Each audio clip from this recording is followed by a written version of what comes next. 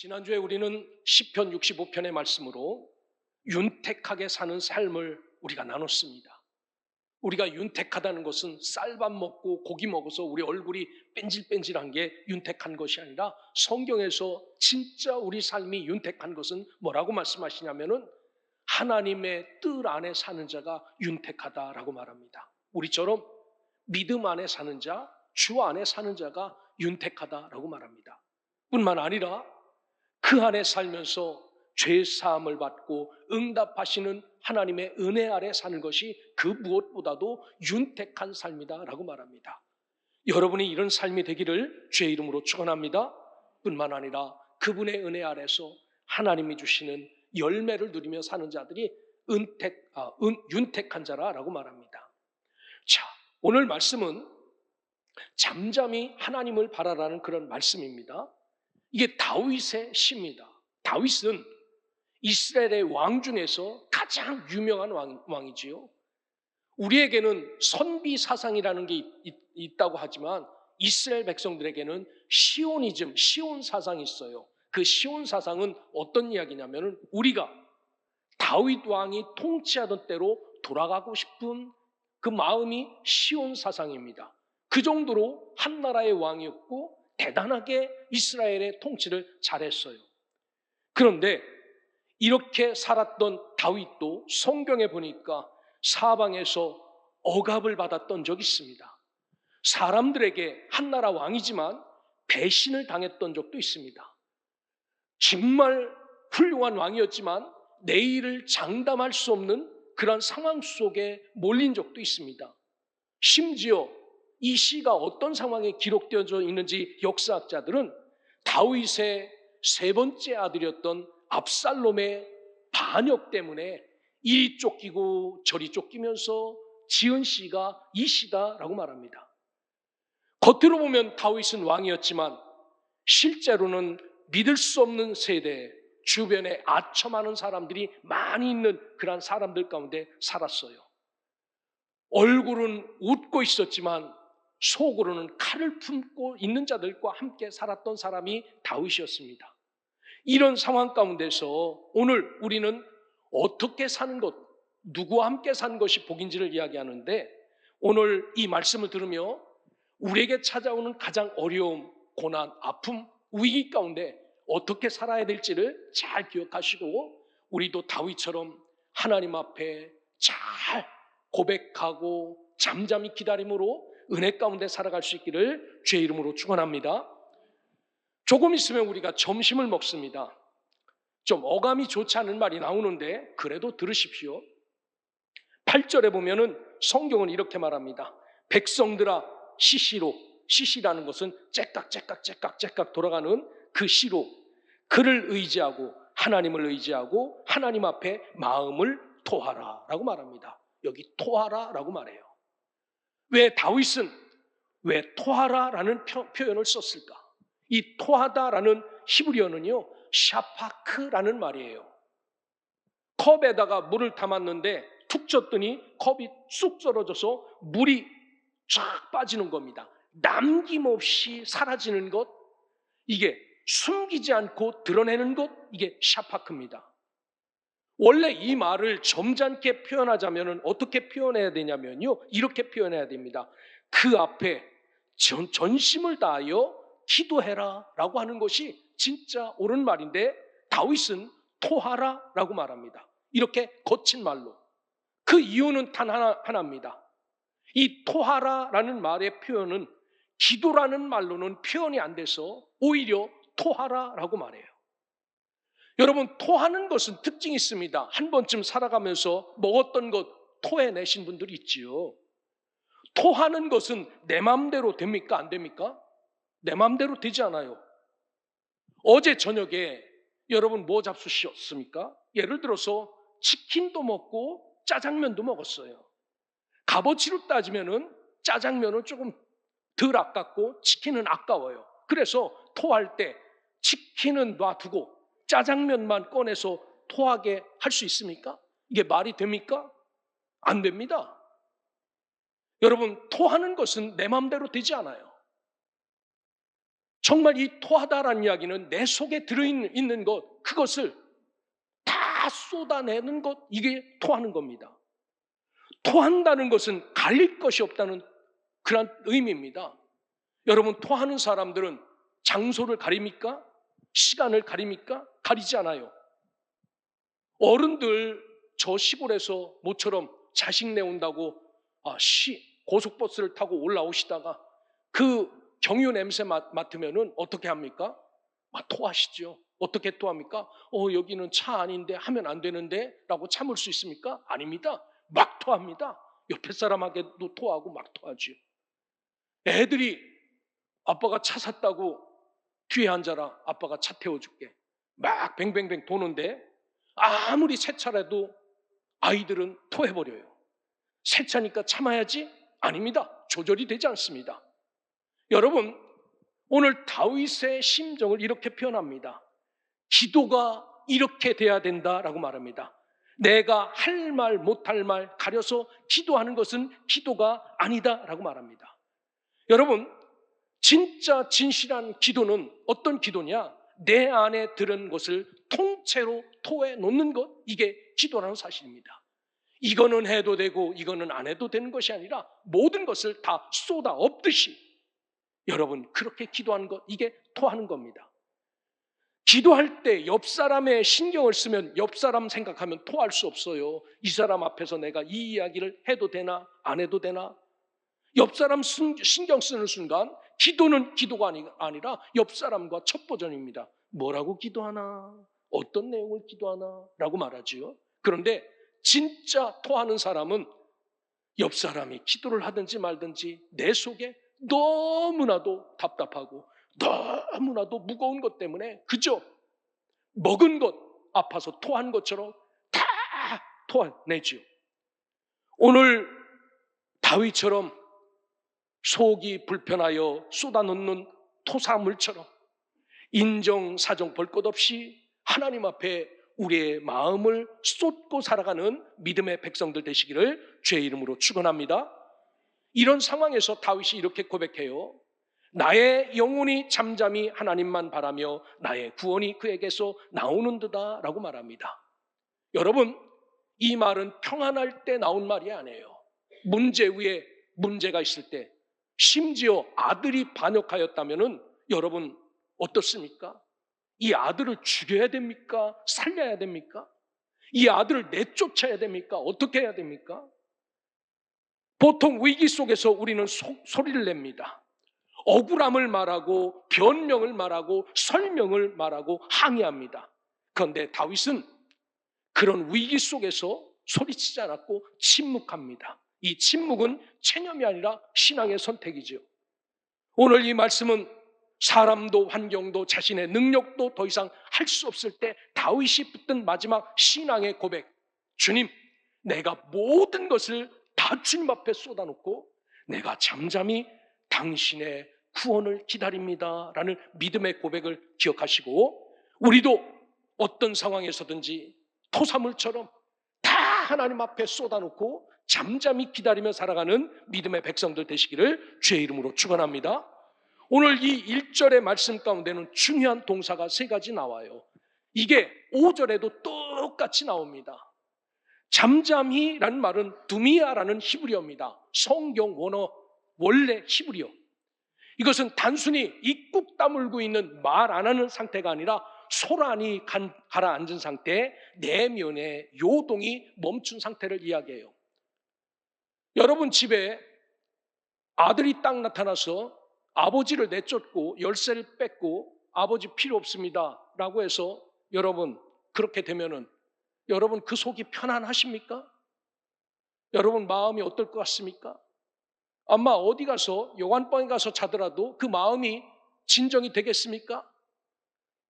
이놈을 죽일 건가 살릴 건가? 내가 이놈을 지금까지 먹인 것을 어떻게 할 건가?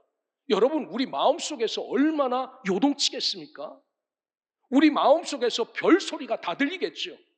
저런 놈은 죽여도 괜찮다. 저런 놈은 끊어도 괜찮다. 저런 놈은 내쫓아야 된다.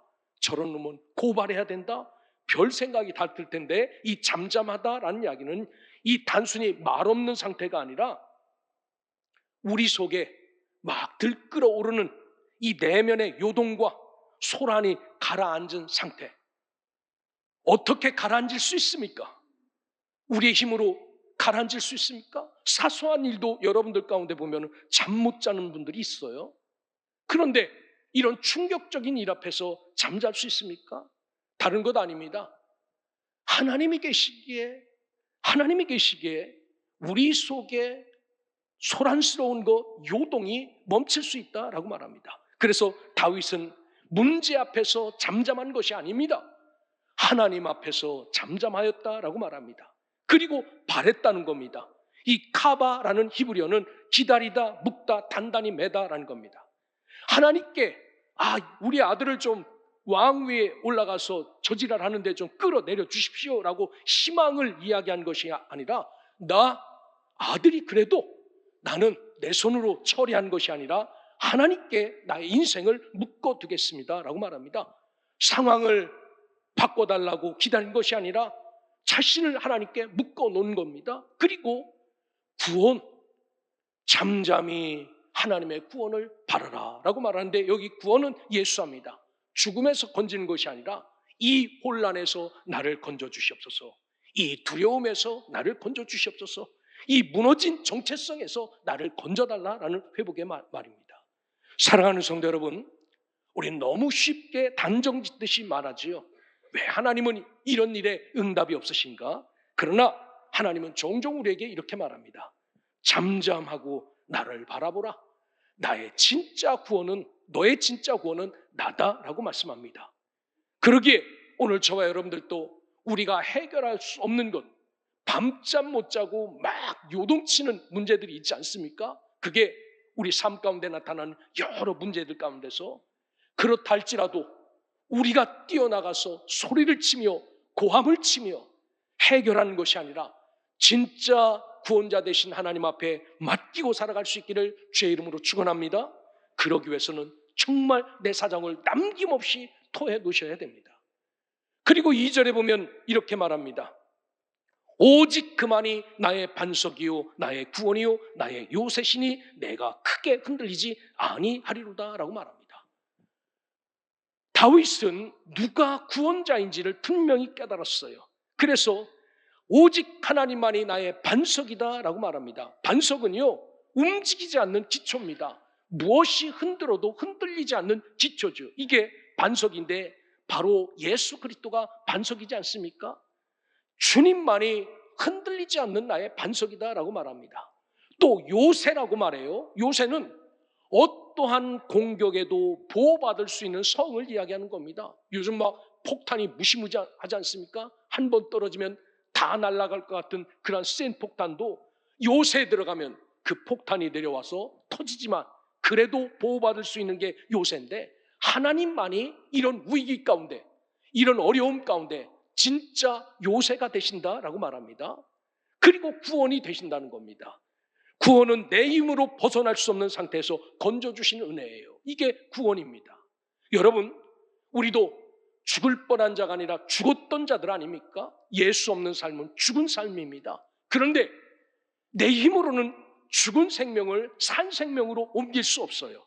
예수 믿어서 죽었던 우리가 산 생명이 된 것처럼 구원은 내 힘으로 벗어날 수 없는 상태에서 건져주신 건데, 다윗은 가정사 아닙니까? 자식이 반역하고 왕이 된다고 나오고 이런 것에서 나의 힘으로는 내 자식을 죽일 수도 없고 판단할 수 없으니까 하나님이 이 모든 문제를 건져주시옵소서라는 고백이 여기에 들었습니다.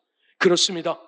여러분, 오늘 저와 여러분들도 하나님의 말씀을 따라 믿음의 길을 걸어가지만 여전히 우리에게 찾아오는 어려움, 고난, 아픔, 시험 가운데서 먼저는 이런 것들을 내 속에 품고 있는 자가 아니라 정말 철저하게 주님 앞에 토할 만큼 꺼내놓으시고, 그리고 잠잠히 하나님의 구원을 기다릴 수 있는 믿음의 백성, 하나님의 자녀들 되시기를 주님의 이름으로 축원합니다. 오늘 성경에 보면 사람을 의지하는 인생이 얼마나 허무한지를 말씀하세요. 한 나라의 임금이 됐으면 주변에 사람이 얼마나 많이 있었겠습니까? 정말 좋은 사람도 있고 정말 나쁜 사람도 있지요.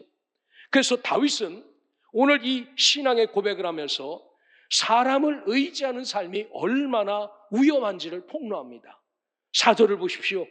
그들이 그를 그의 높은 자리에서 떨어뜨리기만 꾀하고 거짓을 즐겨하니 입으로는 축복이요 속으로는 저주로다 라고 말합니다. 이것을 표준 세번역 성경 번역본으로 보면은 너희가 그를 높은 자리에서 떨어뜨릴 궁리만 하고 거짓말만 즐겨하니 입으로는 축복하지만 마음속으로는 저주를 품는다라는 겁니다. 한 나라의 왕으로 존경합니다, 사랑합니다 라고 생각하고 오지만 요놈을 언제 밀어뜨려서 왕의 자리에서 내려오게 할 수 있을까? 이런 사람이 태반이라는 겁니다.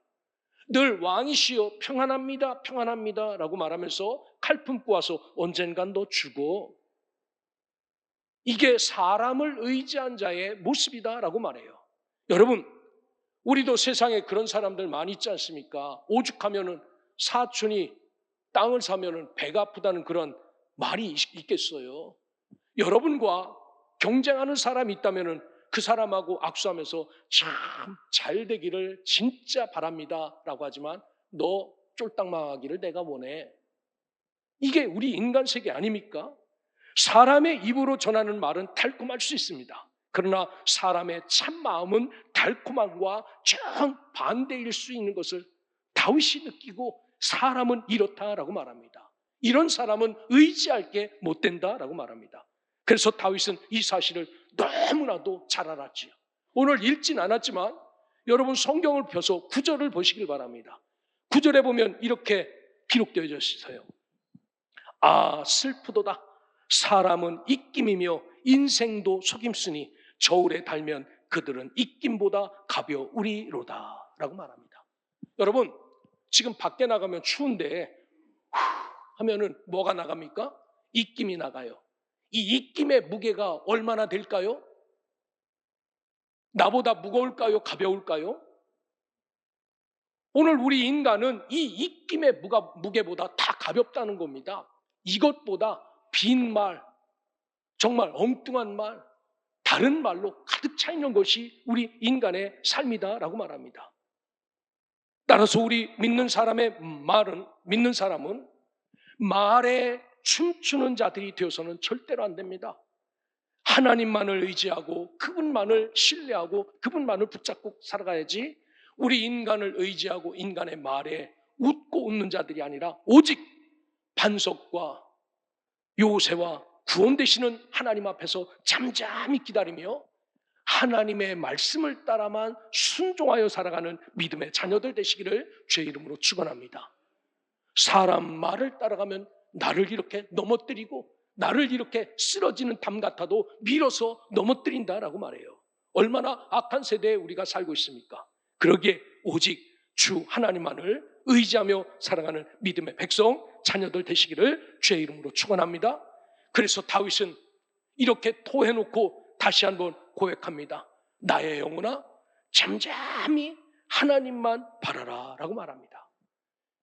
잠잠한 것, 내 속에 우라통이 터지고 내 속에 왜 이런 일이 나타났냐고 막 잠 못 들 정도로 혈압이 올라갈 정도로 이렇게 싸우지만 하나님 앞에 맡기고 다 내려놓고 포기도 아니고 체념도 아니지만 무기력도 아니지만 모든 것 하나님 앞에 맡깁니다라는 심정으로 오직 영혼아 하나님만 바라라 라고 말합니다. 기도란 문제를 크게 보이는 것이 아니라 하나님을 크게 보는 것이 기도입니다. 여러분 문제를 크게 보면요 이거 하나님이 하실 수 있을까? 이거 하나님이 고치실 수 있을까? 이거 하나님이 해결할 수 있을까? 라고 문제가 크게 보면요 불신앙이 자라나요. 하지만 문제보다 하나님을 크게 보면은 우리에게 찾아온 문제는 별것 아닙니다. 하나님이 크신데 하나님이 이런 분인데 하나님이 이런 것까지도 할 수 있는데 라고 믿는다면은 우리에게 다가온 문제는 별것 아닙니다.